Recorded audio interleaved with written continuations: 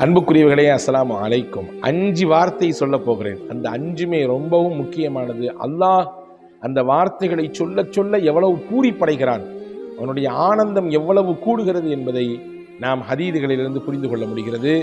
சொல்ல போனால் இந்த வார்த்தைகள் கூட நம்முடைய நிலையை மாற்றி அல்லாஹுவின் நெருக்கத்தை பெற்று நாளை மறுமையிலே உயர்ந்த சொர்க்கம் கிடைப்பதற்கு இதுவே கூட காரணமாக ஆகிவிடலாம். ரசூலுல்லாஹி ஸல்லல்லாஹு அலைஹி வஸல்லம் சொன்னார்கள், லா இலாஹ இல்லல்லாஹு, லா இலாஹ இல்லல்லாஹு வல்லாஹு அக்பர். இந்த வார்த்தையை சொன்னோன்னு அல்லாஹ் சொல்றானா, சதகா அப்தி, என்னுடைய அடியான் உண்மை சொல்லிவிட்டான், ஆமாம் எனக்கு இணை யாரும் இல்லை உலகத்திலே, நானே பெரியவன் என்று அல்லாஹ் சொல்றான்.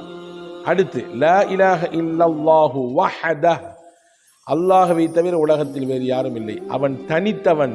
இந்த வார்த்தையை சொன்ன உடனே அல்லாஹ் மறுபடியும் சந்தோஷப்படுறான், ஆமா என் அடியான் உண்மையை சொல்றானே, மிகச்சரியானதை சொல்றானே அப்படின்னு.